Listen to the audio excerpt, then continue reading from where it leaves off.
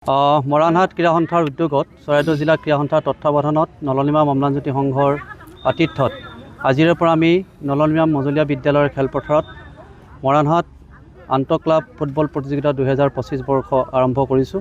আৰু এই প্ৰতিযোগিতাখন আমি যোৱা বছৰৰ পৰা বিজয় ফুকন আৰু পুষ্পা বৰুৱা বৰগোহাঁই সোঁৱৰণত আয়োজন কৰিছোঁ। এইবাৰ আমাৰ 14টা দলে এই প্ৰতিযোগিতাত অংশগ্ৰহণ কৰিছে। আৰু এটি কথা ক'ব লাগিব যে এই খেলখন আমাৰ মৰাণ মহাবিদ্যালয় খেলপথাৰত বিগত বৰ্ষসমূহত অনুষ্ঠিত হৈ আহিছে। আমাৰ মৰাণহাট ক্ৰীড়া সন্থাৰ এটা সিদ্ধান্ত আছিল, পাৰিলে আমি এই খেলসমূহ গ্ৰাম্য অঞ্চললৈ বাগিচা অঞ্চললৈ পৰিসৰ কৰি আগবঢ়াই নি সেই অঞ্চলৰ মানুহৰ মাজতো খেলক অধিক জনপ্ৰিয় কৰি তোলাৰ এটা আমাৰ লক্ষ্য আৰু উদ্দেশ্য আগতে আছিল। আমাৰ কাৰ্যনিৰ্বাহত এই বিষয়টো আলোচনাও হৈছিল।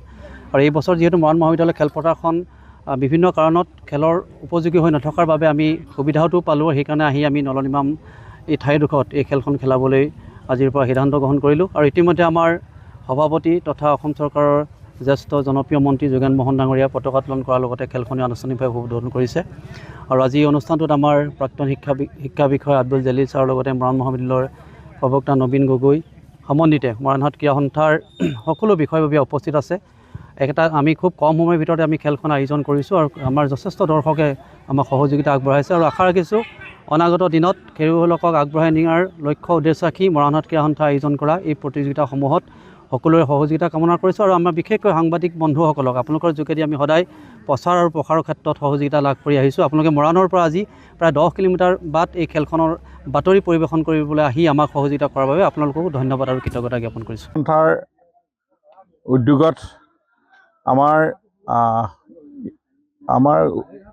এই পঞ্চায়তৰ সৰ্বোদয় পঞ্চায়তৰ অম্লানজ্যোতি যুৱ সংঘৰ আতিথ্যত আৰু চৰাইদেউ জিলা ক্ৰীড়া সন্থাৰ সহযোগত মৰাণহাট ক্ৰীড়া সন্থাই যিটো লীগ খেল আজিৰ তাৰিখৰ পৰা 14টা টিমে ইয়াতে যোগদান কৰে।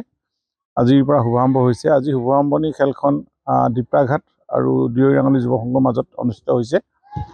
আৰু আমি আজি পতাকা উত্তোলনৰ যোগেদি আৰম্ভ কৰি আমি খেলখনৰ ইতিমধ্যে শুভাৰম্ভ কৰা হ'ল আৰু খেল ইতিমধ্যে সুন্দৰ এখন খেল চলি আছে।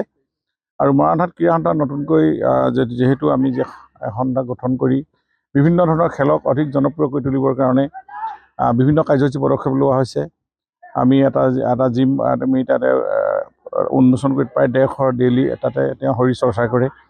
আৰু ইয়াৰ উপৰিও আমি বিভিন্ন ধৰণৰ খেলুৱৈ মৰাণহাট ক্ৰীড়া সন্থাৰ যোগেদি আমি সৃষ্টি কৰিছোঁ। আৰু খেলক আমি যাতে অধিক জনপ্ৰিয় কৰি তুলিব পাৰোঁ আৰু গাঁৱে ভূঞে লুকাই থকা প্ৰতিভাৱান খেলুৱৈসকলক আমি উলিয়াই আনি তেওঁলোকক এজন সুদক্ষ খেলুৱৈ আমি নিৰ্মাণ কৰাৰ আমাৰ লক্ষ্য আছে।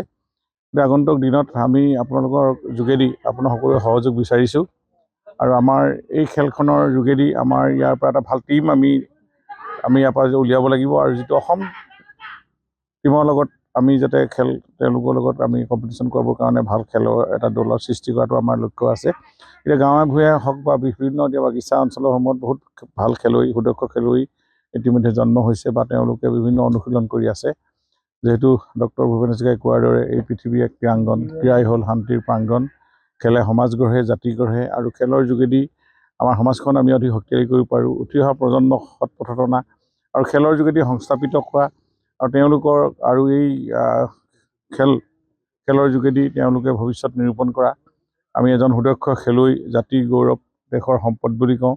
এনেধৰণৰ খেল সৃষ্টি কৰি গাঁৱে ভূঞে খেলৰ প্ৰতিভাৱান খেলুৱৈসকলক উলিয়াই আনি আমি মৰাণহাট ক্ৰীড়া সন্থাৰ যোগেদি তেওঁলোকক বিভিন্ন সময়ত কোচিং দিয়া, তেওঁলোকক বিভিন্ন খেলৰ বিভিন্ন ঠাইত অসমৰ বাহিৰতো তেওঁলোক প্ৰদৰ্শন কৰাব পৰা বহুত যোগ্য খেলুৱৈ আমাৰ সৃষ্টি হৈছে। মই ভাবোঁ আমি মৰাণত ক্ৰীড়াৰে অলপ আৰু অলপ যদি আমি অলপ চেষ্টা কৰোঁ, নিশ্চয় আমাৰ বহু দিশত অকল ফুটবল বা ভলীবল বা ক্ৰিকেট এইটোৱে নহয়, বিভিন্ন খেলৰ লগত আৰ্চাৰী হওক বা বিভিন্ন ধৰণৰ খেলৰ লগত জড়িত বহু খেলুৱৈ আছে মৰাণত। মৰাণ এতিয়া খেলৰ এক হাব হৈছে, খেলৰ এক হাবলৈ পৰিৱৰ্তন হৈছে। আমি ভাবোঁ যে মৰাণহাট ক্ৰীড়া সন্থাৰ এখন আমি যদি আৰু আগবাঢ়ি যাওঁ, আমি ৰাইজে বহুত উপভোগ কৰিব পাৰোঁ, বহুত খেল মানে তেওঁলোকে চাবলৈ পাব আৰু আমি ভাল খেলুৱৈ সৃষ্টি কৰিব পাৰোঁ। সকলোকে এইখিনি সহযোগ কৰিবলৈ আগবঢ়াইছোঁ। ইতিমধ্যে মৰাণৰ নিচেই কাষতে দুখনকৈ ষ্টেডিয়াম আমি নিৰ্মাণ কৰিবলৈ আগবাঢ়িছোঁ। বৰদবাত এটা প্ৰায় 48 কোটি টকাৰ মাল্টিপাৰ্পাজ স্পৰ্টছ কমপ্লেক্স নিৰ্মাণ হ'ব। আৰু খুমটাই ওচৰতে এখন ক্ৰিকেট ষ্টেডিয়াম, দুইখনেই টেণ্ডাৰ গ'ল। আমি খুব সোনকালে কনষ্ট্ৰাকশ্যনৰ কাম আৰম্ভ হ'ব।